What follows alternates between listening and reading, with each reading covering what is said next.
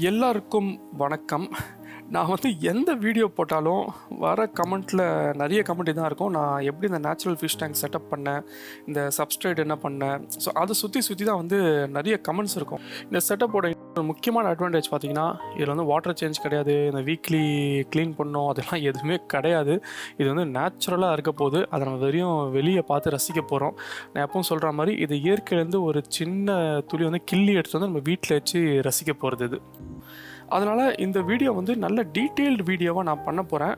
இதுக்கப்புறம் வரப்போகிற பாதி கமெண்ட்டுக்கு இந்த வீடியோ லிங்க் தான் உங்களுக்கு வரப்போகுது.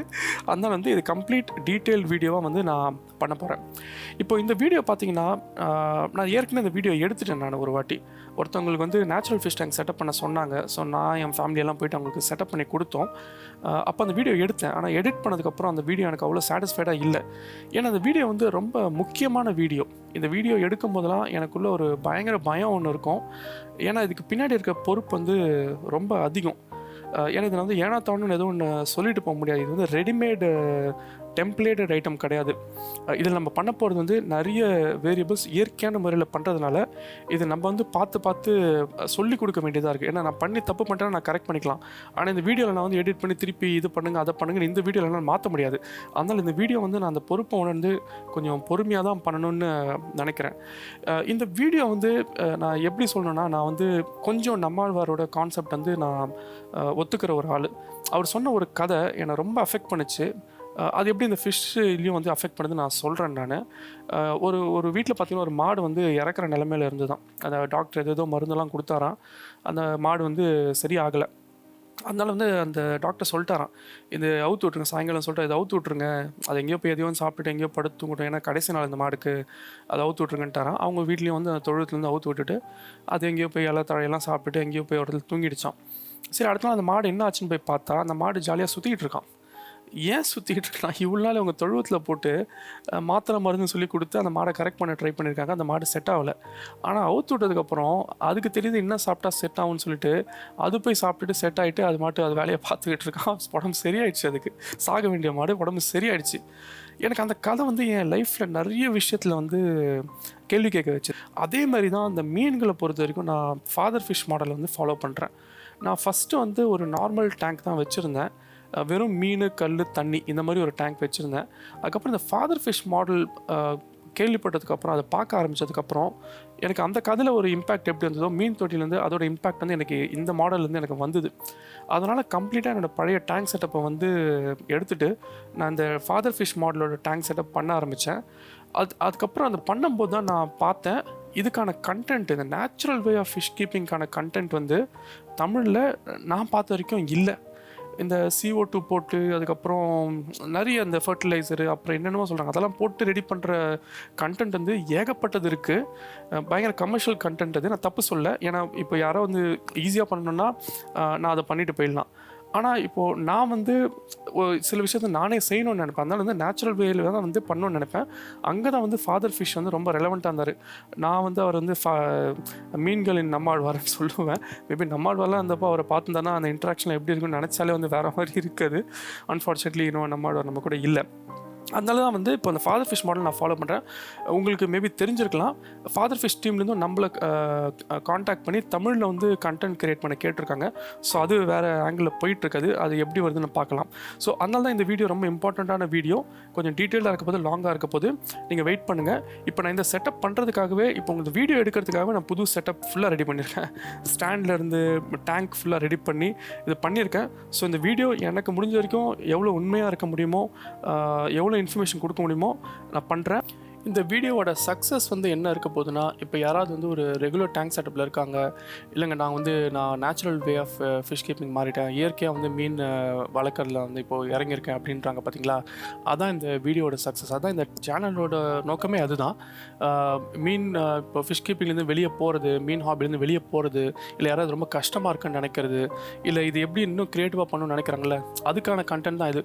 இது யாருக்காவது யூஸ் ஆகுதுன்னா இந்த சேனல் நடத்துனதுக்கான ஒரு அர்த்தம் கண்டிப்பாக ஃபுல்ஃபில் ஆகும். இந்த வீடியோக்கான அர்த்தம் கண்டிப்பாக அதில் ஃபுல்ஃபில் ஆகும். இது ஏற்கனவே பார்த்தீங்கன்னா, நான் இதுவரைக்கும் என் சேனல் வந்து சப்ஸ்கிரைப் பண்ணுங்கன்னு கேட்டதே கிடையாது. இது நான் வந்து யோசிச்சு எடுத்த முடிவு. இந்த கன்டென்ட் நல்லா இருக்குன்னா, ஆட்டோமேட்டிக்காக சப்ஸ்கிரைபர்ஸ் வருவாங்க. அப்போ தான் எனக்கு தெரியும் இந்த கன்டென்ட் வந்து கரெக்டான கன்டென்ட்டு. இது எல்லாருக்கும் இந்த கன்டென்ட் தேவைப்படுதுன்னு எனக்கு தெரியும். அப்போ இந்த சேனல் வந்து பொறுமையாக வந்து க்ரோ பண்ணிக்கலாம் தான் நான் ஆரம்பத்தில் முடிவு பண்ணுது.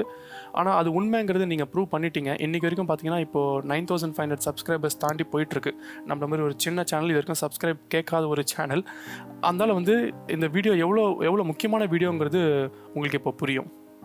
இப்போ இந்த வீடியோவில் நீங்கள் என்ன எதிர்பார்க்கலான்னா, ஃபஸ்ட்டு வந்து உங்கள் டேங்க் நீங்கள் எப்படி செலக்ட் பண்ணுங்கிறத சொல்கிறேன். நான் ஒரு சின்ன சேஞ்சஸோடு செலக்ட் பண்ண வேண்டியது இருக்கும். அதுக்கு அடுத்தது ரொம்ப இம்பார்ட்டண்ட், இதோட அஸ்திவாரம், ஃபவுண்டேஷன், சப்ஸ்ட்ரேட் பற்றி பேச போகிறோம். அதுக்கப்புறம் இந்த நேச்சுரல் ஃபிஷ் டேங்க்கில் வந்து லே அவுட் கொஞ்சம் இம்பார்ட்டன்ட். இது வந்து நிறைய பேர் பேசலை. இது எனக்கு என்ன ஒர்க் அவுட் ஆகுதோ அதை நான் உங்ககிட்ட சொல்ல போகிறேன். நீங்களும் ட்ரை பண்ணி பாருங்கள். உங்களுக்கு வேறு ஏதாவது ஒர்க் அவுட் ஆச்சுன்னா அது உங்களுக்கு செட் ஆகும். பட் எனக்கு என்ன ஒர்க் அவுட் ஆகுதுங்கிறது நான் சொல்லித்தர போகிறேன். ஸோ லே அவுட் பற்றி பார்க்க போகிறோம். அடுத்தது வந்து செடிங்களை பற்றி பார்க்க போகிறோம். அதுக்கு அடுத்தது வந்து யூஸ் பண்ணுற தண்ணியை பற்றி பார்க்க போகிறோம். அதுக்கப்புறம் ஃபில்ட்ரேஷன், இந்த ஃபில்ட்ரேஷன் எப்படி செட்டப் பண்ணுன்றதை பார்க்க போகிறோம். அதுக்கு நெக்ஸ்ட்டு வரப்போகிறது வந்து லைட்டிங். ஏன்னா நேச்சுரலுங்கிறதுனால இதுக்கு வந்து லைட்டிங் ரொம்ப தேவைப்படும். ஸோ லைட்டிங் பற்றி பார்க்க போகிறோம். அதுக்கப்புறம் இதில் வெறும் நம்ம மீன் வளர்க்க போகிறது கிடையாது. இப்போ அதுக்குள்ளே இன்னும் இருக்க போது பார்த்தீங்கன்னா, செடியும் ஒரு உயிரினம், மீனும் ஒரு உயிரினம். இதை தவிர ரொம்ப முக்கியமான உயிரினம் அதில் இருக்கிற நுண்ணுயிர்கள், மைக்ரோ ஆர்கானிசம்ஸ், பாக்டீரியாஸ். ஓகேங்களா? அதை பற்றி நம்ம கண்டிப்பாக பார்க்கணும். இதெல்லாம் செட் ஆனதுக்கு அப்புறம் தான் உள்ளே வர போகிறது மீன்கள். சரிங்களா? ஸோ இந்த வீடியோ வந்து இந்த டாபிக்ஸ் தான் கவர் பண்ண போகிறேன். நான் அகைன் சொன்ன மாதிரி டைம் ஸ்டாம்ப் வந்து இப்போ நான் இங்கே கொடுத்துருக்கேன். நீங்கள் எந்த டாபிக் வேணுமோ அந்த டாபிக் போயிடுங்க. சரி, வாங்க நம்ம வந்து வீடியோக்குள்ளே போகலாம்.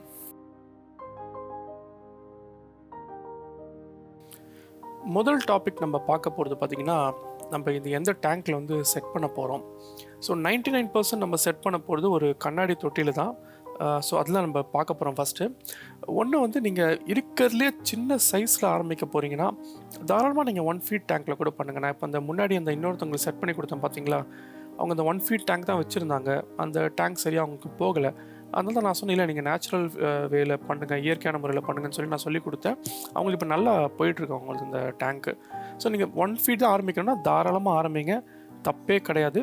அதுக்கேற்ற மாதிரி உங்களோட மீன்களோட சைஸ் வந்து நானோ மீன்களாக யூஸ் பண்ணிங்கன்னா அது நல்லதாக இருக்கும். நம்பர்ஸை குறைக்கிற மாதிரி இருக்கும். செடிங்களை கொஞ்சம் கம்மியாக வைக்கிற மாதிரி இருக்கும். நிறைய செடி வைக்க முடியாது, கம்மியாக வைக்கணும். ஆனால் தப்பே கிடையாது. நீங்கள் தாராளமாக 1 feetலேயும் 1 அடியிலையும் பிளான்டட் டேங்க் பண்ணலாம். ஆனால் ஒரு டீசென்ட் சைஸ் வேணும். நான் ஆரம்பத்தில் என்ன சஜஸ்ட் பண்ணுவேன்னு சொன்னீங்கன்னா, 2 அடி டேங்க் நீங்கள் வந்து ட்ரை பண்ணுங்கன்னு சொல்லுவேன். ஸோ 2 அடி வந்து இது வந்து ஒரு நார்மலான டைப். நீங்கள் எந்த கடைக்கு போனாலும் கிடைக்கும். 2க்கு 1க்கு 1 வந்து அளவு இருக்கும். இது வந்து போதுமானது. இல்லை நீங்கள் வந்து கொஞ்சம் பர்ஃபெக்டாக பண்ணணும்னு நினச்சிங்கன்னா ஹைட்டை மட்டும் கொஞ்சம் நீங்கள் ஏற்றிக்கலாம். ஏன்னா நம்ம கீழே சப்ஸ்ட்ரேட்லாம் போடுறதுனால அது கொஞ்சம் ஹைட் வந்து போகும். நீங்கள் அதுக்கு வேணும்னா ஹைட்டு மட்டும் ஏற்றி நீங்கள் கஷ்டமாக பண்ணிக்கலாம். அப்படின்னா நீங்கள் 3 feet 4 feet கூட போகலாம். பிளான்ட் எடுக்க ரொம்ப அருமையாக இருக்கும், அழகாக இருக்கும்.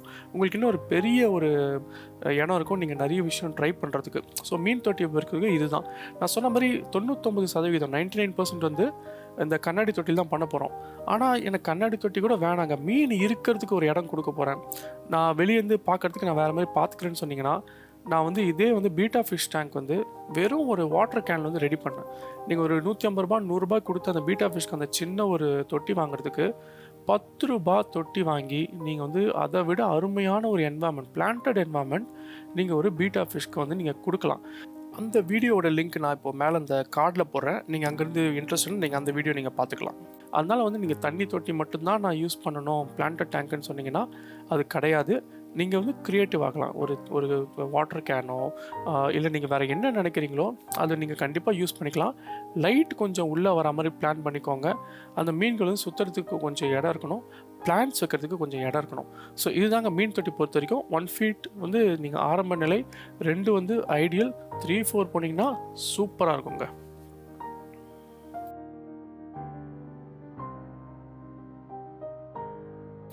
இப்போ நம்ம பார்க்க போகிறது வந்து சப்ஸ்ட்ரேட். இது வந்து இந்த டேங்கோட ஃபவுண்டேஷன், அஸ்திவாரம்னு கூட சொல்லலாம். செடிகள் வந்து இதை நம்பி தான் இருக்க போகுது, மீன்கள் இதை நம்பி தான் இருக்க போகுது. இதை நம்ம வந்து ஒரே வாட்டி தான் பண்ண போகிறோம். இந்த சப்ஸ்ட்ரேட்டை ஒரு வாட்டி பண்ணிட்டோன்னா அடுத்த 2 வருஷம் 5 வருஷம் 10 வருஷத்துக்கு இதே சப்ஸ்ட்ரேட் தான் உங்கள் டேங்க்கில் இருக்க போகுது. மற்ற செட்டப் மாதிரி நான் கல்லை எடுத்து கழுவி உள்ளே போட்டலாம், தண்ணியை மாற்றிடலாம், இது எதுவுமே பண்ண முடியாது. ஒரு வாட்டி அந்த சப்ஸ்ட்ரேட் உள்ளே போயிடுச்சுன்னா போனது, அவ்வளோதான். அதனால இது ரொம்ப இம்பார்ட்டண்ட்டான ஒரு ஸ்டெப். ஸோ சப்ஸ்ட்ரேட் எதுக்கு தேவைப்படுதுன்னு பார்த்தலாம். ஒன்று, இந்த செடிகளோட வேர்கள் வந்து பிடிச்சி வளர்கிறதுக்கு அதுக்கு ஏதோ ஒன்று தேவை. ஸோ அங்கே தான் வந்து இந்த சப்ஸ்ட்ரேட் வந்து வரப்போகுது. இப்போ இந்த சப்ஸ்ட்ரேட் வந்து வெறும் மணலாக இருக்கலாம்னா எது வேணாலும் இருக்கலாம். அது அந்த செடியை பொறுத்து நம்ம எந்த செடியை செலக்ட் பண்ணுறோம். ஒரு சில செடிங்க வந்து நோ சப்ஸ்ட்ரேட்னு சொல்லுவாங்க, வெறும் கல்லில் கூட அந்த வேர் வளரும். சில செடிங்களுக்கு அந்த கல் கூட தேவையில்லை. ஸோ சப்ஸ்ட்ரேட்டுக்கு ஒரு முக்கியமான காரணம், நம்ம இப்போ பிளான்டட் பண்ணுறதுனால அந்த கீழே வந்து வேர் பிடிக்கிறதுக்கு ஒரு இடம் ஒன்று தேவை. இதுக்கு அடுத்தது சப்ஸ்ட்ரேட்டோட வேலை என்னன்னு பார்த்தீங்கன்னா, அதுக்கான சத்தை கொடுக்கறதுக்கு. இப்போ ஒரு சில செடிங்க நான் சொன்ன மாதிரி நோ சப்ஸ்ட்ரேட், அதுக்கு வந்து மண் வேணாம். ஆனால் ஒரு சில செடிங்களுக்கு மண் தேவைப்படும். ஸோ அந்த மண் தேவைப்படுற செடிங்களுக்கு நம்ம அதுக்கான ஊட்டச்சத்து, அதுக்கான நியூட்ரிஷன் வந்து நம்ம கீழேருந்து கொடுத்தாகணும். ஸோ ரெண்டாவது வந்து சப்ஸ்ட்ரேட்டோட வேலை அதுதான். மூணாவது முக்கியமான வேலை இந்த சப்ஸ்ட்ரேட் பண்ண போகிறது, நம்மளோட நேச்சுரல் டேங்க் செட்டப்பில் ஃபில்ட்ரேஷன் ப்ராசஸையே இந்த சப்ஸ்ட்ரேட் தான் வந்து பார்த்துக்க போகுது. நம்ம இதுக்கு மேலே வந்து மணல் யூஸ் பண்ண போகிறோம். அந்த மணல் பார்த்தீங்கன்னா மொத்த ஃபில்ட்ரேஷனும் அதை பார்த்துக்கும். நீங்கள் கேட்கலாம் எப்படி அது ஃபில்ட்ரேஷன் பார்த்துக்க போகுதுன்னு. அகைன் இயற்கையில் நீங்கள் பார்த்துருப்பீங்க. இப்போ பீச்சில் போனீங்கன்னா அங்கே கலங்கலா தண்ணி இருக்காது. நீங்கள் ஒரு ஆற்றுக்கு போனீங்கன்னா கீழே வந்து மணல் இருக்கும், மேலே வந்து தண்ணி பார்த்தீங்கன்னா அவ்வளோ கிளியராக இருக்கும். மணல் தான் வந்து ஃபில்ட்ரேஷன் வந்து பார்த்துக்க போகுது. இதுக்கு அடுத்த வேலை என்ன பண்ண போகுதுன்னா, அந்த மணலில் நிறைய நுண்ணுயிர்கள் வளரும், பெனிஃபிஷியல் பாக்டீரியாஸ். இந்த பாக்டீரியா வந்து இந்த நைட்ரஜன் சைக்கிளை மெயின்டைன் பண்ணுறதுக்கு ஹெல்ப் பண்ண போது. நைட்ரஜன் சைக்கிள் பற்றி நான் இந்த வீடியோவில் பேசுகிறேன், நீங்கள் வேறு வீடியோவில் நீங்கள் செக் பண்ணிக்கலாம். ஸோ நைட்ரஜன் சைக்கிளுக்கான பாக்டீரியா வந்து இதில் வளரப்போது. மற்ற நுண்ணுயிர்கள் வந்து பெரிய உயிர்களுக்கு உணவாக கூட ஆகலாம். அதுவும் வந்து இந்த மணலில் தான் வந்து வளரும். அதனால் இந்த நேச்சுரலாக இருந்தீங்கன்னா அது வந்து இயற்கையாக நடக்கிறது வந்து இங்கே நடந்திருக்க போகுது. ஸோ சப்ஸ்ட்ரேட் பொறுத்த வரைக்கும் இதுதான். நம்ம இப்போது இந்த செட்டப்பில் யூஸ் பண்ணுற சப்ஸ்ட்ரேட் வந்து இது டீப் சப்ஸ்ட்ரேட் சொல்லுவாங்க, இல்லை வந்து டர்ட்டி டேங்க்னு சொல்லுவாங்க. இதுக்கு கீழே போட போகிற லேயர் பார்த்திங்கன்னா ஒரு மண்ணோட லேயர். இது மண் வச்சு தான் இந்த லேயர் செய்ய போகிறோம். இது வந்து ஒரு 1 இன்ச்சுக்கு வந்து இந்த லேயர் வரப்போகுது. இதுக்கு அடுத்தது பார்த்திங்கன்னா மணல். இது நம்ம யூஸ் பண்ண போகிறது பார்த்திங்கன்னா வெறும் ஆற்று மணல் தான் யூஸ் பண்ண போகிறோம். அது வந்து ஒரு 2 இன்ச்சு போட போகிறோம். இப்போது நான் இதை ஃபஸ்ட்டு பண்ண தப்பு. இது நம்ம எவ்வளோ போடணுங்கிறது நான் இப்போ 1 இன்ச்சு 2 இன்ச்சுன்னு சொல்லிட்டேன். ஆனால் உங்கள் தொட்டிக்கு எவ்வளோ வேணுங்கிறது தப்பு பண்ணோம். நான் ஃபஸ்ட்டு பண்ண தப்பு தான் அது. ஏன்னா கொண்டு வந்ததுக்கப்புறம் பார்த்திங்கன்னா எனக்கு வந்து மண் பத்தலை. மணல் பார்த்திங்கன்னா ரொம்ப அதிகம் இருந்தது. ஸோ மண்ணுக்கு நான் திருப்பி ஓடி போய் எடுக்க வேண்டியதாக இருந்தது. மணலை வந்து நான் யூஸ் ஆகாத மணல் வந்து வெளியே கொட்ட வேண்டியதாக இருந்தது. அதனால் இதுக்கு ஒரு சின்ன ஒரு கால்குலேஷன் வந்து நானே கொண்டு வந்திருக்கேன். உங்களோட டேங்கோட நீளத்தையும் அகலத்தையும் மெஷர் பண்ணிக்கோங்க. மெஷர் பண்ணும்போது இன்ச்சஸில் மெஷர் பண்ணிக்கோங்க. லென்த் அண்ட் பிரெத் வந்து இன்ச்சஸில் மெஷர் பண்ணிக்கோங்க.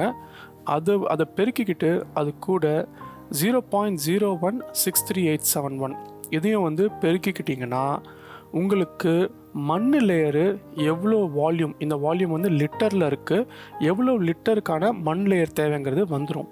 இதையே இன்னொரு 2ஆல் பெருக்கினீங்கன்னா மணலும் உங்களுக்கு எவ்வளோ தேவைன்னு வந்துடும். இது கால்குலேஷன் ஏன் இன்னொரு இடத்துல இம்பார்ட்டண்ட்னா, நம்ம இந்த மண்ணை வந்து கீழே ஸ்ப்ரெட் பண்ணும்போது இப்போ நம்ம அளவு எடுக்கல வச்சுக்கோங்களேன், நம்ம கொஞ்சம் மண்ணை போட்டோமா நிறைய மண்ணை போட்டோமா அந்த 1 இன்ச் வச்சு நம்ம கண்டுபிடிக்கிறது கொஞ்சம் கஷ்டமாக இருக்கும். இது ஒரு பேஸ் தான். நீங்கள் கரெக்டாக அந்த மெஷர்மெண்ட்டை மட்டும் எடுத்துட்டிங்கன்னா கான்ஃபிடென்ட்டாக நீங்கள் எடுத்துகிட்டு வந்த மண்ணையும் மணலையும் நீங்கள் அப்படியே உள்ளே கொட்டிடலாம். கொட்டிட்டு நீங்கள் லெவல் பண்ணிங்கன்னா நீங்கள் வந்து கான்ஃபிடென்ட்டாக இருக்கலாம். நீங்கள் கரெக்டாக வந்து அந்த 1 இன்ச்சுக்கான மண்ணை தான் கொட்டியிருக்கீங்க, 2 இன்ச்சுக்கான மணலை தான் கொட்டியிருக்கீங்கன்னு. அகைன் இது வந்து 1 இன்ச்சு கம்மியாக போனால் வந்து தெய்வ குத்து ஆக போகிறது கிடையாது, இயற்கை நம்ம கண்ணை குத்தாது.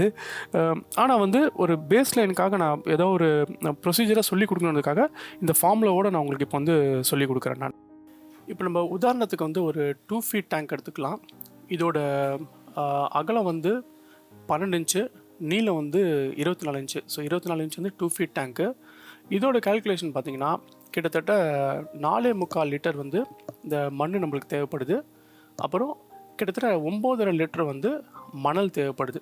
ஸோ இந்த எக்ஸாம்பிளோட நீங்கள் பார்க்கும்போது உங்களுக்கு புரியும் இது வந்து எப்படி இந்த கால்குலேஷன் வந்து ஒர்க் அவுட் ஆகுதுன்னு. இப்போ இதில் வந்து மண் லேயர் எவ்வளோ வேணும்னு சொல்லியிருக்கேன் பார்த்தீங்களா. இது வந்து வெறும் மண் கிடையாது. இந்த மண்ணு கூட நம்ம இன்னும் சில விஷயம் மிக்ஸ் பண்ண போகிறோம். எல்லாம் சேர்ந்து இந்த மண் லேயருக்கு வந்து எவ்வளோ வால்யூம் வேணும்னு சொல்லியிருக்கேன். ஸோ இது வந்து நீங்கள் கொஞ்சம் கரெக்டாக புரிஞ்சுக்கணும். அடுத்தது வந்து இந்த மண் லேயர் வந்து எப்படி பண்ணணும்னு பார்த்துடலாம். ஸோ இதில் நான் சொன்ன மாதிரி இது ஃபஸ்ட்டு மேஜராக இருக்க போகிறது வந்து மண் தான். நல்ல செடிங்க வளரக்கூடிய மண், இல்லை நீங்கள் ஏற்கனவே ஏதாவது தொட்டியில் மண் வச்சுருக்கீங்கன்னா நல்ல செடிங்க வளர்கிற மண்ணுனா நீங்கள் அதை அப்படியே யூஸ் பண்ணிங்கன்னா ரொம்ப நல்லது. இது வந்து சரி பாதி நம்ம மண் வந்து எவ்வளோ போடுறோமோ அதே சரி பாதி வந்து நம்ம வந்து கொக்கோ பிட் போடணும். இந்த தேங்காய் சக்கை இருக்கும் பார்த்திங்கன்னா, அந்த நார் அந்த பொடியெல்லாம் சேர்த்து போட்டு செய்வாங்க. ஸோ கொக்கோ பிட் வந்து சரி பாதி. இது வந்து ஏற்கனவே ஊற வச்ச கொக்கோ பிட் தான் சரி பாதி. அது மொத்தமாக கட்டியாக இருக்கிறது சரி பாதி போட்டுறாதீங்க. அது நிறைய பன்மடங்கு அது வந்து வளரும். ஸோ நீங்கள் ஊற வச்ச கொக்கோ பிட் இருந்ததுன்னா அது வந்து உதிர்த்துட்டு சரி பாதி நீங்கள் வந்து மிக்ஸ் பண்ணிக்கோங்க. இந்த வால்யூம் பேஸ் பண்ணி நீங்கள் வந்து இப்போ மிக்ஸ் பண்ண போகிறீங்க. இது கூட என்னென்னா ஒரு 4 லிட்டர் அளவுக்கு நீங்கள் வந்து இந்த மண்லேயர் வந்து ரெடி பண்ணிங்கன்னா ஒரு கையளவு வந்து வேர்மி கம்போஸ்ட் யூஸ் பண்ணிக்கோங்க. இது வந்து இந்த மண்புழு உரம்னு சொல்லுவாங்க, ஆர்கானிக் உரம் இது. அதனால் 4 லிட்டருக்கு ஒரு கையளவு வந்து வேர்மி கம்போஸ்ட் யூஸ் பண்ணிக்கோங்க. இது வச்சு தான் நம்ம யூஸ் பண்ணுற சப்ளிமெண்ட்டுக்கு இன்னும் ஒரு சப்ளிமெண்ட் யூஸ் பண்ண போகிறோம். அது வந்து காஞ்ச இலைங்க. அந்த 4 லிட்டருக்கு பார்த்தீங்கன்னா ஒரு இந்த வாட்டி மா இலை தான் எடுத்தேன் நான். ஒரு 4-5 மா இலை பிச்சு போடலாம், இல்லை இந்த பாதாம் இலை கிடச்சா பிச்சு போடலாம், வாழை இலை கூட நான் போட்டு பார்த்துருக்கேன். ஸோ அது போட்டிங்கன்னா போதும். இப்போது ஃபாதர் ஃபிஷ் பார்த்திங்கன்னா அவர் நிறைய சப்ளிமெண்ட்ஸ் ஒரு சில வீடியோவில் சொல்லியிருப்பார். அயன் போடணும், பேக்கிங் சோடா, அதுக்கப்புறம் போன் போடுறதெல்லாம் சொல்லுவார். பட் இந்த விஷயத்தில் நான் வந்து நம்மாழ்வாரை ஃபாலோ பண்ணிடலாம். நம்ம இவ்வளோ மட்டும் போடுவோம். ஏன்னா மண்புழு உரம்னா அது ரொம்ப சக்தியான ஒரு உரம் தான். அதனால் இப்போ நான் வந்து வெறும் மண் எடுத்திருக்கேன், சரி பாதி வந்து கொக்கோ பிட் எடுத்திருக்கேன், 4 லிட்டருக்கு ஒரு கைப்பிடி வந்து வேர்மி கம்போஸ்ட் எடுத்திருக்கேன், அதுக்கப்புறம் 4 லிட்டருக்கு ஒரு 4-5 காஞ்ச இலை, இது வந்து நல்ல காஞ்ச இலை எடுத்திருக்கேன். இவ்வளோ தாங்க நம்மளோட கம்போஸ்ட் இந்த சப்ஸ்ட்ரேட்டோட லேயர். மிக்ஸ் பண்ணிவிட்டு இது கீழே நான் சொன்ன மாதிரி கீழே ஒரு 1 இன்ச்சுக்கு வந்து இதை நல்லா கொட்டி அழுத்திக்கோங்க. இது அழுத்துறது ஏன் இம்பார்ட்டண்ட்னா, இதுக்குள்ளே காற்று மாட்டிக்கிச்சுன்னா அந்த காற்று வந்து நீங்கள் தண்ணி ஊற்றும் போது மேலே பபுள்ஸாக மேலே வரும். அது இல்லாமல் இருக்கிறது இந்த ஸ்டேஜ் வந்து அதை லைட்டாக வந்து அழுத்திக்கோங்க. இப்போ இது வந்து நம்ம மண்ணோட லேயர் முடிஞ்சிடுச்சு. அவ்வளோதாங்க, ரொம்ப சிம்பிள். இவ்வளோ தான் அந்த மண்ணோட லேயரு, அது முடிஞ்சிடுச்சு. இதுக்கு அடுத்தது வந்து மணலுக்கு போகலாம். மணல் நான் சொன்ன மாதிரி ஆற்று மணல் எடுத்துக்கோங்க.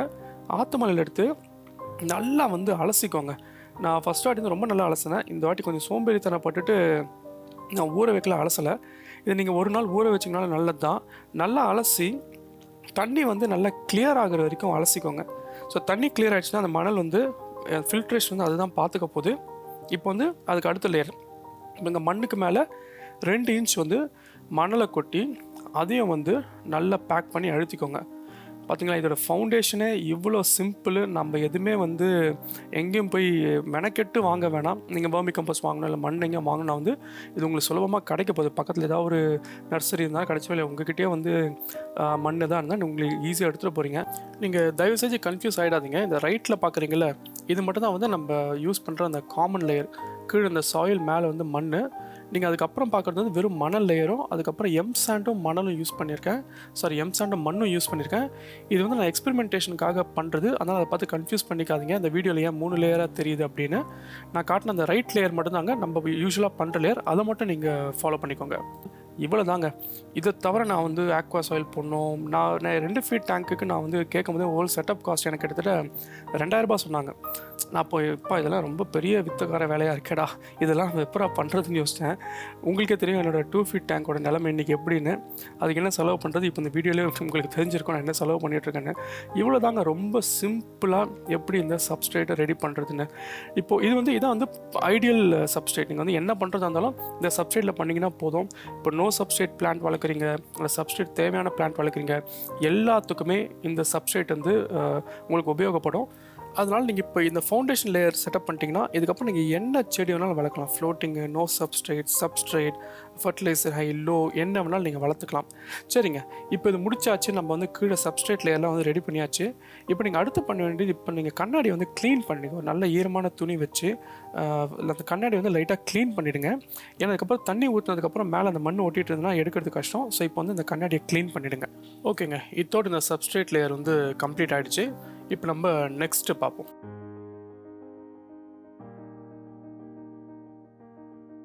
இது அடுத்தது வந்து இது ஒரு லே அவுட்டு. இதை நான் வந்து அடிப்பட்டு கற்றுக்கிட்டது ஒரு விஷயத்தையும். ஏன்னா ஒன்று மாற்றி வச்சுருந்தேன். அதுக்கப்புறம் எது தப்பு பண்ணுறோம், எது கரெக்டாக பண்ணணும்னு பார்க்குறப்போ நான் இது ஒரு செட்டப் வந்து கரெக்டாக ஒர்க் அவுட் ஆகுதுன்னு தோணுது. ஸோ இது ஒரு ஜென்ரல் கைட்லைன். இதுதான் கரெக்டு தப்புன்னு கிடையாது. இது ஒரு ஜென்ரல் கைட்லைன். நீங்கள் இதை ஃபாலோ பண்ணிங்கன்னா ஓரளவுக்கு எல்லாமே கொஞ்சம் கரெக்டாக வரும். இதில் நீங்கள் ஃபஸ்ட்டு செட் பண்ண வேண்டியது என்னென்னா, ஒரு அழகான சென்டர் பீஸ் ஒன்று நடுவில் வச்சுருங்க. இது ஒரு ட்ரிஃப்ட்வுட்டாக இருக்கலாம், இல்லை ஒரு கல்லாக இருக்கலாம், இல்லை நீங்கள் வந்து ப்ரைமரியாக ஒரு ப்ராமினெண்ட்டாக காட்டப்படுற ஒரு செடியாக இருக்கலாம். ஸோ அதான் உங்கள் சென்டர் பீஸ். இந்த சென்டர் பீஸ் வச்சுட்டிங்கன்னா உங்கள் டேங்க் பார்க்குறதுக்கு கொஞ்சம் நீட்டாக இருக்கும், கொஞ்சம் ஃபோக்கஸ்டாக இருக்கும். அதை சுற்றி ஒரு ஏரியாவில் எந்த செடியுமே எதோ டாலாக வளர செடி எதுவுமே வளர்க்காதீங்க. கொஞ்சம் ஃப்ரீயாக அந்த இடத்த விட்டுக்கோங்க. இந்த இடம் ஃப்ரீயாக இருந்ததுன்னா மீன்கள்லாம் இங்கே வர்றதுக்கு வந்து ஈஸியாக இருக்கும். நீங்களும் அதை பார்த்து ரசிக்கிறதுக்கு வந்து ஹெல்ப்ஃபுல்லாக இருக்கும். ஸோ இந்த இடத்த வந்து நீங்கள் அப்படியே ஃப்ரீயாக விட்டுற போகிறீங்க. இந்த பின்னாடி இந்த ஏரியாவில் பார்த்தீங்கன்னா உங்களோட ஃபில்ட்ரேஷன் செட்டப் பண்ணிக்கோங்க. ஸோ இங்கே செட்டப் பண்ணிங்கன்னா வந்து டேங்க் ஃபுல்லாக ஃபில்ட்ரேஷன் ஆகிடும். இது உங்களுக்கு வந்து ஃப்ரண்ட்டில் தெரியாது. ஏன்னா எங்கெல்லாம் நீங்கள் செடி வளர்த்திங்கன்னா உள்ளே அந்த ஃபில்டர் இருக்கிறது கூட தெரியாது. ஸோ ஃபில்ட்ரேஷன் வந்து லெஃப்ட் கார்னரில் பார்த்துக்கோங்க. இந்த பக்கம் வந்து ஃப்ரை கார்னர்னு நான் சொல்லுவேன். இந்த கார்னர் வந்து நீங்கள் அதிகமாக வந்து நம்ம அந்த ஃபாக்ஸ் ஸ்டைலு இல்லை அந்த கப்பி கிராஸ் ரொம்ப டென்ஸாக வளர்கிற செடிங்களை வந்து நிறைய போட்டு வைங்க. ஏன்னா இப்போ நம்ம பண்ண போகிற இந்த செட்டப் பார்த்தீங்களா, இந்த செட்டப் வந்து உள்ளே மீன்கள் இருக்க போது உள்ளே தான் குட்டி போட போது, அந்த குட்டிங்க வந்து உள்ளே பெருசாகவும் போகுது. அதான் அந்த குட்டி தப்பிக்கிறதுக்கு ஒரு கார்னர் தேவை. இந்த பக்கம் நிறைய டென்ஸாக போட்டிங்கன்னா கண்டிப்பாக நிறைய குட்டிங்க இங்கே தப்பிக்கும். என்கிட்ட இப்போது தெரியலங்க ஒரு 20-30 குட்டியாவது உள்ளே இருக்கும். மினிமம் நான் சொல்கிறேன் 50க்கு மேலே கூட இருக்கலாம். எல்லாம் வந்து இந்த மாதிரி டென்ஸாக வந்து ரொம்ப அடர்த்தியாக வந்து செடிகளை வச்சதுனால தான் அது தப்பிக்குது. அதனால் ஃப்ரைஸ் கார்னர் ஒன்று நீங்கள் ரெடி பண்ணிக்கணும். இன்னொரு இடம் வந்து ஹைடிங் ஸ்பாட். இதுலேருந்து கொஞ்சம் கல் வச்சு கேவ் மாதிரியோ இல்லை ஒரு கொட்டாங்குச்சி வச்சோ ஏதோ ஒரு ஹைடிங் ஸ்பாட் ஒன்று க்ரியேட் பண்ணணும். இதை நான் ஏன் நீங்கள் முன்னாடி வைக்கணும்னு சொல்கிறேன்னா, நீங்கள் பார்க்குறதுக்கும் நல்லாயிருக்கும். இப்போ ஏதோ ஒரு ஷ்ரிம்ப் உள்ளே போய் ஏதோ ஒன்று சாப்பிட்டுருக்கோம், ஏதோ ஒரு மீன் வந்து உள்ளே போய் ஒழிஞ்சிட்ருக்கோம், விளையாடும், இல்லை தான் மீன் பயந்ததுனா கூட அது உள்ளே இருக்கும். அதை நீங்கள் பார்த்து கண்டுபிடிச்சிக்கலாம் அது ஏதோ ஒரு பிரச்சனை நடக்குதுன்னு. அதனால் ஹைடிங் ஸ்பாட் வந்து ரைட்டில் வந்து நீங்கள் முன்னாடியே வச்சுக்கோங்க. லெஃப்ட் ஆர் ரைட் அது உங்கள் இஷ்டம். பட் அது முன்னாடி வச்சிங்கன்னா நீங்கள் பார்க்குறதுக்கு வந்து ரொம்ப ஹெல்ப்ஃபுல்லாக இருக்கும். ஸோ இதாங்க ஒரு ரஃப் லேஅவுட். ஒரு சென்டர் பீஸ், காலியான இடம், ஃபில்ட்ரேஷன், ஃப்ரை கார்னரிக்கு ஒரு இடம் கொடுத்தாகணும், அப்புறம் வந்து ஹைடிங் ஸ்பாட் வந்து கொடுத்தாகணும்.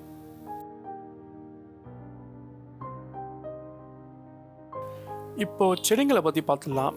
ஃபாதர் ஃபிஷ் சொல்கிற அட்வைஸ் என்னென்னா, நம்ம எவ்வளோ அதிகம் செடி வைக்கிறோமோ நல்லதுன்னு தான் நானும் அதான் சொல்லுவேன். நிறைய வெரைட்டி ஆஃப் செடிங்க வைங்க. நம்ம லோக்கலில் கிடைக்கிற செடிங்களும் வைங்க, இல்லை நீங்கள் வாங்கி வைக்கனாலும் வைங்க. காஸ்ட்லியான செடி தான் வைக்கணும்னு இல்லை, உங்களுக்கு எது அழகாக இருக்கோ உங்கள் பட்ஜெட்டுக்கு ஏற்ற மாதிரி நீங்கள் வந்து எந்த செடி வேணாலும் வைக்கலாம். நான் இந்த செட்டப் வந்து ரொம்ப கம்மியாக தாங்க செடி வைக்க போகிறேன். எனக்கு கொஞ்சம் டெஸ்ட் பண்ண வேண்டியது இருக்குது, அந்த மல்டிபிள் லேயர்ஸ் அந்த சப்ஸ்ட்ரேட்லாம் எப்படி ஒர்க் ஆகுதுன்னு. பட் மற்றபடி என்னோடய ஃபஸ்ட்டு டேங்க் பற்றி உங்களுக்கு தெரியும். அதில் வச்சு இப்போது 2.5 மாதம் ஆக போதா? ஆமாம், ஒரு 2.5 மாதம் கிட்ட ஆக போகுது. ஒரு 3-4 வாட்டி கிட்ட நான் வந்து செடிங்களெல்லாம் வெட்டி எடுத்து இன்னமும் வந்து காடாக தான் இருக்குது. இது இந்த வீக்கெண்டும் நான் வந்து செடிங்களை எடுத்து தான் ஆகணும். இந்த செடிங்க நிறைய இருக்க என்னென்னா மீன்களுக்கு அது ரொம்ப இயற்கையான ஒரு சூழ்நிலையை உருவாக்கி தந்துடுங்க. ஸோ எவ்வளோ செடி வைக்கிறீங்களோ வைங்க. செடி வந்து இப்போது கீழே ரூட்டட் மட்டும் தான் கிடையாது, நீங்கள் ஃப்ளோட்டிங்கும் கண்டிப்பாக வைக்கலாம். ஃப்ளோட்டிங்கில் பார்த்தீங்கன்னா ஃபாக்ஸ் ஸ்டைல் கண்டிப்பாக வைக்கலாம். அதுக்கப்புறம் இந்த மாதிரி வாட்டர் லேட்டிவ்ஸ் கிடைச்சா வைங்க, டக்வீட் வைங்க. இதெல்லாமே ரொம்ப அழகாக இருக்கும். ஸோ செடிங்க நிறைய வச்சிங்கன்னா அது வந்து அந்த நைட்ரஜன் சைக்கிளையும் வந்து இந்த செடிங்க வந்து கம்ப்ளீட்டாக பார்த்துக்க போகுது. ஸோ இந்த நேச்சுரல் செட்டப்போட முக்கியமான விஷயமும் அதுதான், நைட்ரஜன் சைக்கிள் அதுவே பார்த்துக்க போகுது. ஏன்னா இதுக்கப்புறம் நம்மள தண்ணி மாற்ற போகிறது கிடையாது. ஓகே, அதனால் இந்த மண் அதுக்கப்புறம் இந்த செடிங்க சேர்த்து தான் நம்ம தண்ணி மாற்றணுமா வேணாமாங்கிறத டிசைட் பண்ண போகுது. ஸோ இதை நான் சொன்ன ஃப்ரைஸ் கார்னர் பார்த்திங்களா, அங்கே பார்த்திங்கன்னா அந்த குட்டி மீன்லாம் வந்து கண்டிப்பாக சுற்றிக்கிட்டு இருக்கும். ஸோ இந்த ஃப்ரைஸ் கார்னரில் கண்டிப்பாக கொஞ்சம் ஃபாக்ஸ் ஸ்டைல் போட்டுருங்க.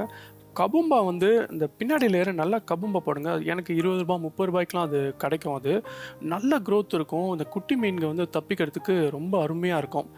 இப்போ நம்ம செடிங்களை வைக்கும் போது பார்த்தீங்கன்னா ட்ரை செட்டப்பில் வைக்கிறது தான் நல்லது. இப்போ நீங்கள் மணல் ஏற்கனவே அலசி உள்ளே வைக்க போகிறீங்க, அது கொஞ்சம் ஈரமான மணலாக தான் இருக்கும். நீங்கள் வந்து தண்ணி ஊற்றுறதுக்கு முன்னாடி செடிங்களை வச்சுருங்க. செடிங்களில் இன்னொரு முக்கியமான விஷயம் நீங்கள் நோட்டீஸ் பண்ணுறது, சின்ன செடியாக வச்சிங்கன்னா தண்ணி ஊற்றுறப்போ மேலே வந்து புடுங்கிட்டு வராது. நீங்கள் நல்லா வைக்கும் போது பெரிய செடியாக வைக்கிறீங்கன்னா அது நீங்கள் தண்ணி ஊற்றுறப்போ புடுங்கிட்டு வரக்கூடிய வாய்ப்புகள் இருக்குது. பரவாயில்ல, அது வந்தால் திருப்பி நீங்கள் வந்து உள்ளே வச்சிடலாம், அதில் வந்து தப்பு கிடையாது. ப்ளஸ் நீங்கள் செடி வைக்கிறப்போ இந்த மேலே மணல் இருக்குது பார்த்தீங்களா, நீங்கள் அங்கே மட்டும்தான் வந்து அந்த செடியை சொருகி விடணும். மண்ணுக்கிட்ட போகிற மாதிரி பார்த்துக்காதீங்க. அந்த மணல்லேயும் வந்து ஒரு 1 இன்ச் மட்டும் இறக்கி விடுங்க, அதுக்கு கீழே வேணாம். நீங்கள் இப்போ செடி என்ன பண்ணணும்னா அந்த வேர்கள் அதுக்கு தேவையான சக்தி எங்கே இருக்கோ அது தேடி போகும். அது வந்து மணல்லேயே அதோட சக்தி கிடச்சிச்சின்னா மணலோடு நின்றுடும், அது வந்து மண்ணுக்கே போகாது. மண்ணில் தான் அதோட சக்தி வேணும்னா கண்டிப்பாக அதோட வேர்கள் மண்ணுக்கு போயிடும். மண்ணிலேருந்து அது என்ன வேணுமோ அதை எடுத்துக்கும். நீங்கள் எடுத்த உடனே நீங்கள் வந்து மண்ணில் வச்சுட்டிங்கன்னா அது செடி அழுக்கிறதுக்கு சான்ஸ் இருக்குது, செடி வந்து இறக்கிறதுக்கு வந்து கண்டிப்பாக சான்ஸ் இருக்குது. அதனால் 1 இன்ச்சுக்கு மேலே அந்த செடியை வந்து உள்ளே வைக்காதீங்க, எந்த செடியாக இருந்தாலும்.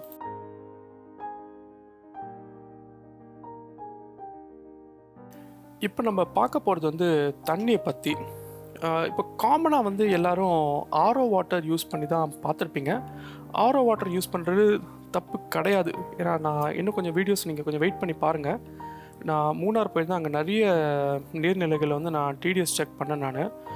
நிறைய டிடிஎஸ் பார்த்தீங்கன்னா 30லேருந்து நான் மேக்ஸிமம் பார்த்ததே வந்து 60 ppm தான் பார்த்தேன் நான்.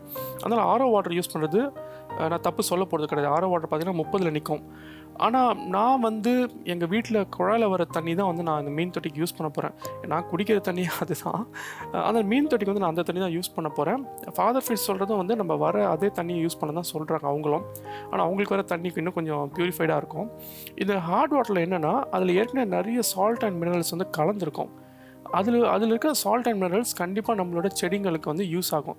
இப்போது ஃபார் எக்ஸாம்பிள் எதிர்க்கணும், உதாரணத்துக்கு இப்போ நம்ம வீட்டில் வந்து தோட்டத்தில் செடி வளர்க்குறோம், ஒரு ரோஸ் வளர்க்குறோம். நம்ம அதுக்கு ஆரோ வாட்டர் ஊற்றலையே, நம்ம அதுக்கு வந்து நம்ம நார்மல் தண்ணி தானே ஊற்றுறோம். இப்போ இந்த நார்மல் தண்ணி ஊற்றி மீனுக்கு எதுவும் ஆகுமான்னு கேட்டிங்கன்னா, இது வரைக்கும் என் மீன்களுக்கு எதுவுமே ஆனது இல்லை. அதனால் மீன்களுக்கும் அது எதுவும் கெடுதல் பண்ண போகிறது கிடையாது. அதே மாதிரி செடிங்களுக்கும் அது எதுவுமே கெடுதல் பண்ண போகிறது கிடையாது. நீங்கள் கண்டிப்பாக ஹார்ட் வாட்டர் யூஸ் பண்ணலாம். இப்போ அடுத்தது வந்து வாட்டர் டாப் அப் பண்ணுற மாதிரி கேசஸ் வரும். நீங்கள் அப்போ வந்து ஆரோ வாட்டர் யூஸ் பண்ணிக்கலாம். நான் இதை பற்றின டீட்டெயில் வீடியோ டிடிஎஸ் எல்லாமே எடுத்து ஒரு வீடியோ போட்டிருக்கேன். அது மேலே ஒரு கார்டில் மென்ஷன் பண்ணுறேன். நீங்கள் அந்த வீடியோ பார்த்தீங்கன்னா உங்களுக்கு இன்னும் பெட்டர் கிளாரிட்டி வரும். சரி, இப்போ நம்ம தண்ணி ஊற்ற போகிறோம். தண்ணி ஊற்றும் போது இந்த மாதிரி கையை வச்சுட்டு அந்த தண்ணி கொஞ்சம் பரவனா மாதிரி ஊற்றுங்க. ஏன்னா ஒரே இடத்துல ஊற்றுனீங்கன்னா அந்த மணல் டிஸ்டர்ப் ஆகும். மணல் வந்து கீழே மண்ணும் வந்துருச்சுன்னா அது கொஞ்சம் கஷ்டம் திருப்பி அது செட்டில் பண்ணுறது. அதனால் தண்ணி கை இப்படி வச்சுருங்க. அப்படின்னா ஏதாவது பாத்திரம் உள்ளே வச்சுருங்க, இல்லை ஒரு கவர் வைங்க, துணி வைங்க, இந்த மாதிரி நீங்கள் எதை வேணாலும் வச்சு ஊற்றலாம். ஸோ தண்ணி கொஞ்சம் ஸ்ப்ரெட் ஆகும். ஸோ இதான் வந்து தண்ணியை பற்றி நம்ம பார்த்தது. இப்போ வந்து அடுத்த டாபிக்கு போயிடலாம்.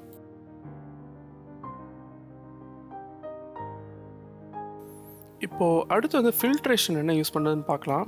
நான் இந்த செட்டப் வந்து குளத்துல இருக்கிறதுலையே சின்னதாக எந்த ஃபில்டர் இருக்கோ அந்த ஃபில்டர் தான் யூஸ் பண்ணுறேன். இது ஒரு எக்ஸ்பெரிமெண்டேஷனுக்காக தாங்க. இந்த ஃபில்டர் நான் வந்து கண்டிப்பாக சஜஸ்ட் பண்ண மாட்டேன். இந்த ஃபில்டர் போட்டால் எவ்வளோ நேரம் ஆகுது ஃபில்ட்ரேஷன் பார்த்தேன். எனக்கு கிட்டத்தட்ட ஒரு 3 நாள் ஆச்சுங்க இந்த தண்ணி ஓரளவுக்கு கிளியர் ஆகிறதுக்கு. பார்த்தீங்கன்னா என் தண்ணி இப்போ இந்த ஸ்டேட்டில் தான் இருக்குது. அகைன் நான் பண்ண தப்பு வந்து மணலையும் எம்சாண்டையும் கம்ப்ளீட்டாக கிளியர் ஆகிற வரைக்கும் அலசாததுனால தான் இந்த நிலைமையில் இருக்குது. இல்லைனா இது இப்படி இருக்காது. ஆனால் இந்த மாதிரி ஒரு தண்ணியும் இந்த சின்ன ஃபில்டர் கிட்டத்தட்ட ஒரு 3 நாளில் ஃபில்டர் பண்ணிடுச்சு. ஆனால் நீங்கள் இதோட கொஞ்சம் பெரிய ஃபில்டராக போடுறீங்க, 2 feet டேங்கோ 3 feet டேங்கோ ஒரு பெரிய ஃபில்டராக போடுறீங்கன்னா கண்டிப்பாக அது ஃபில்ட்ரேஷன் பார்த்துக்கும். நீங்கள் ஃபாதர் ஃபிஷ் வீடியோலாம் பார்த்தீங்கன்னா தெரியும், அவர் 4 feet 5 feetலாம் வச்சுக்கான்னு நினைக்கிறேன். வெறும் ஸ்பாஞ்ச் ஃபில்டர் தான், கொஞ்சம் பெரிய ஃபில்டராக வந்து யூஸ் பண்ணுவார். ஸோ நம்ம வந்து நான் சஜஸ்ட் பண்ணுறது ஸ்பாஞ்ச் ஃபில்டர் தான். நீங்கள் இல்லை ஹேங் ஆன் ஃபில்டர் யூஸ் பண்ணுறதா இருந்தால் ஒன்று அந்த சர்ஃபேஸ் ஸ்கிம்மர் யூஸ் பண்ணாதீங்க. அது மேலே இருக்கிற பிளான்ஸை டிஸ்டர்ப் பண்ணும், ஃபுட்டை டிஸ்டர்ப் பண்ணும். சர்ஃபேஸ் ஸ்கிம்மர் யூஸ் பண்ணாதீங்க. இன்னொன்று வந்து கீழே அந்த வாட்டர் இன்லெட் வருது, அந்த தண்ணி உள்ளேருந்து எடுக்குது பார்த்தீங்களா, அங்கே வந்து ஒரு ப்ரீ ஃபில்டர் மாதிரி ஒரு யூஸ் பண்ணிக்கலாம். அது இன்னொரு வீடியோ நான் ரெடி பண்ணிட்டுருக்கேன். அது ரெடி ஆச்சுன்னா மேபி இங்கே ஒரு கார்டில் போடுறேன். நீங்கள் அந்த மாதிரி போட்டிங்கன்னா ஹேங் ஆன் ஃபில்டர் யூஸ் பண்ணால் ஹேங் ஆன் ஃபில்டரோட பெரிய அட்வான்டேஜ் ஸ்பேஸ் சேவ் பண்ணும். உள்ளே ஒரே ஒரு பைப் தான் வந்து வெளியே போகுது, ஸ்பேஸ் சேவ் பண்ணும். நீங்கள் இந்த மாதிரி ஸ்பாஞ்ச் ஃபில்டர் யூஸ் பண்ணிங்கன்னா நீங்கள் டேரெக்டாக அந்த டியூபையும் கனெக்ட் பண்ணலாம். இல்லைனா வந்து இந்த ஏர் ஸ்டோன் வச்சு நீங்கள் போடலாம். ஒன்று மேலேயே அந்த ஏர் ஸ்டோன் வச்சு போடலாம், அப்புறம் கீழே அந்த பைப் போகும். அந்த பைப்பை நீங்கள் உடச்சிட்டிங்கன்னா இன்னும் ஏர் ஸ்டோன் வந்து கீழே இறக்கலாம். நீங்கள் அப்படி கூட போகலாம். நான் செகண்ட் வந்து அதுதான் ட்ரை பண்ணேன். ஸோ அது கரெக்டாக உள்ளே போட்டுட்டு நான் அதுக்கப்புறம் நான் யூஸ் பண்ணிட்டுருக்கேன். இன்னும் எக்ஸ்டெண்ட் பண்ணுறதுக்கு மேலே இன்னொரு பைப்பும் வச்சுருக்கேன் நான். ஸோ அந்த வீடியோலாம் இன்னும் கொஞ்சம் சப்சிக்வெண்ட்டாக போகிறேன். பட் இப்போதைக்கு ஸ்பாஞ்ச் ஃபில்டர் வந்து இதுக்கு வந்து ஒரு பெஸ்ட் ஆப்ஷன்.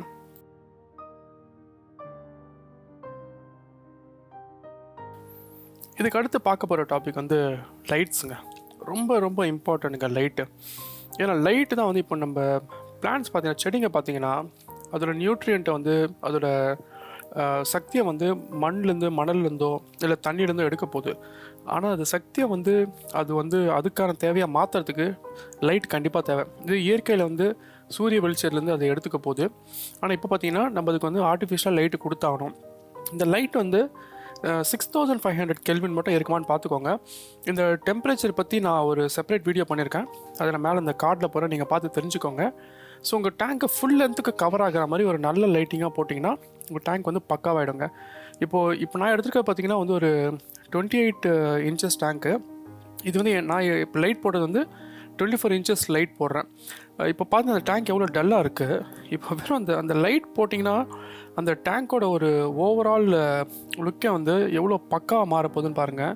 இப்போ லைட் ஆன் பண்ணியாச்சு, பார்க்குறீங்களா? செம்ம ட்ரீமியாக இருக்கும் அந்த லைட் போட்டால். இப்போ மீன் விட்டுட்டேன், மீன் பற்றி இப்போ தனியாக பேச போகிறோம்.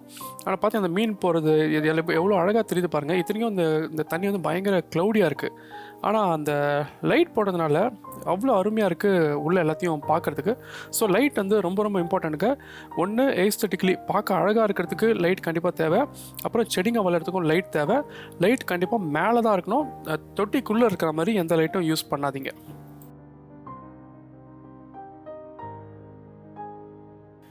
இப்போ உங்கள் டேங்க்கில் பார்த்தீங்கன்னா வெறும் மீன்களும் செடிகளும் மட்டும் இருக்க போகிறது கிடையாதுங்க.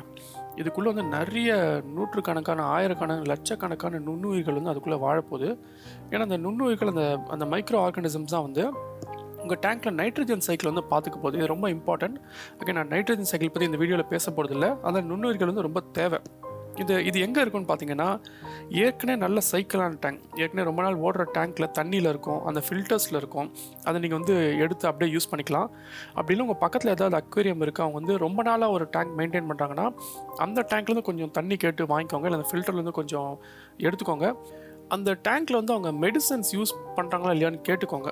ஏன்னா நிறைய அக்வேரியம் வந்து ஆல்மோஸ்ட் டெய்லி ப்ராசஸாக அவங்களுக்கு, ஏன்னா அவங்க அந்த லைவ் ரேட் வந்து இன்க்ரீஸ் பண்ணி ஆகணும். ஸோ மெடிசன்ஸ் யூஸ் பண்ணாங்கன்னா நம்மளுக்கு இது செட் ஆகாதுங்க. ஸோ மெடிசன்ஸ் யூஸ் பண்ணாத டேங்க் எதாக இருந்ததுன்னா அந்த ஃபில்டர்லேருந்து நீங்கள் வந்து தண்ணி வாங்கிக்கலாம், இல்லை அந்த டேங்க்லேருந்து கொஞ்சம் தண்ணி கொண்டு வந்துக்கலாம். அப்படி இல்லைனா ஒரு சைக்கிளிங் ப்ராசஸ்னு ஒன்று சொல்லுவாங்க. நீங்கள் வந்து அந்த மீன் ஃபுட்டு அதில் போட்டுட்டு கிட்டத்தட்ட நாள் கணக்கில் இல்லை வாரக்கணக்கில் வெயிட் பண்ண வேண்டியதாக இருக்கும். நீங்கள் அது கூட ட்ரை பண்ணலாம். ஸோ நீங்கள் பார்க்குறீங்க, நான் அந்த ஃபில்டர்லேருந்து கொஞ்சம் தண்ணியை வந்து எக்ஸ்ட்ரா தண்ணி ஊற்றி இப்போ நான் அந்த புது டேங்க்கில் ஆட் பண்ணுறேன். இது வந்து ஆல்மோஸ்ட் லிக்விட் கோல்டுங்க. நீங்கள் நம்ம டேங்க் செட்டப் எடுத்து பார்த்தீங்கன்னா இந்த ஆல்மோஸ்ட் லிக்விட் கோல்டு பல வேலையை வந்து இது செய்ய போகுது. ஸோ இது குட் பாக்டீரியா பற்றி.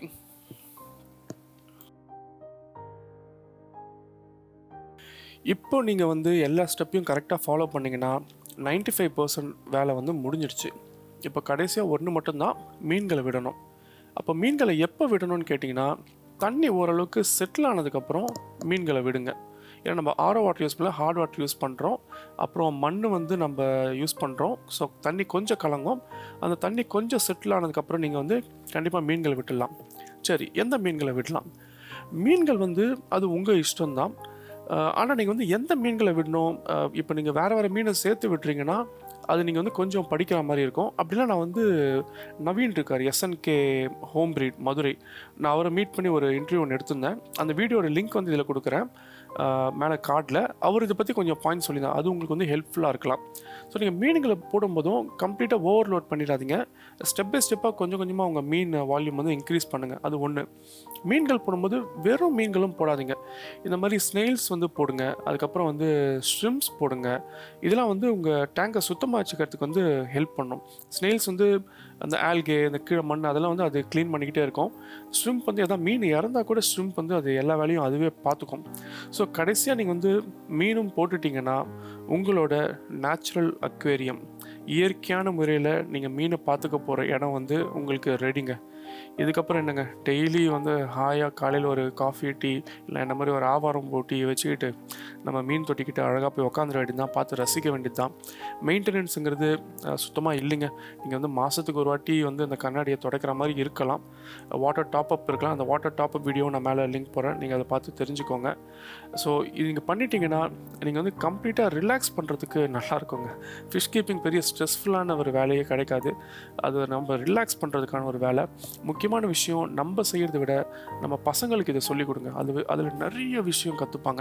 இது வெறும் ஒரு மீன் வளர்க்குறது இல்லாமல் ஒரு விஷயம் இதில் வந்து எப்படி வந்து வேலை செய்யுது, மீன்கள் என்ன வேலை செய்யுது, செடிங்க என்ன பண்ணுது, நுண்ணுயிர்களை பற்றி கற்றுப்பாங்க. அவங்க அதை கற்றுக்கிறது ரொம்ப முக்கியங்க. அந்த மாதிரி நேச்சுரல் வேலை கற்றுக்கிறது ரொம்ப அவசியம்னு சொல்லுவேன். அதனால் இது வந்து அவங்களுக்கு சொல்லிக் கொடுங்க. நீங்கள் இந்த வீடியோ பார்த்து நீங்கள் ஒரு நேச்சுரல் டேங்க் செட்டப் பண்ணியிருக்கீங்க, இல்லை வேறு ஏதாவது டேங்க் என்ன மாதிரி வேறு ஒரு செட்டப்பில் இருந்தீங்க, நேச்சுரல் டேங்க் செட்டப் பண்ணிங்கன்னா என்னோடய ஒன்லி ரிக்வஸ்ட், ரொம்ப தயவு கூர்ந்து கேட்டுக்கிறது என்னென்னா, அந்த வீடியோஸ் ஃபோட்டோஸ் வந்து எனக்கு அனுப்புங்க. என்னோடய இமெயில் அட்ரஸ் இது தான். நிறைய பேர் எப்படி இந்த இமெயில் அட்ரஸ்க்கு அனுப்பணும்னு கேட்டிருந்தாங்க. அதை நான் மேபி ஒரு வீடியோவாகவே செஞ்சு நான் மேலே அந்த கார்டில் அட்டாச் பண்ணிடுறேன். ஸோ நீங்கள் எனக்கு அனுப்புறதுக்கு கொஞ்சம் ஈஸியாக இருக்கும். இந்த இமெயில் அட்ரஸ்க்கு அனுப்புனீங்கன்னா நான் மற்ற வியூவர்ஸ்க்கு காட்டுறதுக்கு வந்து எனக்கு ரொம்ப ஹெல்ப்ஃபுல்லாக இருக்கும். நீங்கள் உங்களோட வீடியோ பார்த்து இன்னொருத்தர் கண்டிப்பாக இன்ஸ்பயர் ஆகுவாங்க. அவங்கள வந்து இந்த மெத்தட் வந்து ஃபாலோ பண்ணுவாங்க. இப்போ நம்ம எதுவும் ஒரு கெட்ட விஷயம் இல்லை, இது வந்து நல்ல விஷயம் சொல்லிக் கொடுக்க போகிறோம். மெனக்கெட்டு இன்னும் நல்லாவே சொல்லிக் கொடுக்குறான், நிறைய பேருக்கு சொல்லிக் கொடுக்குறான், நிறைய பேருக்கு நம்ம வந்து ஒரு ஊந்துதலாக இருக்கலாம். ஸோ இது வரைக்கும் இந்த வீடியோவை இவ்வளோ பொறுமையாக பார்த்தமைக்கு எல்லாருக்கும் நன்றி.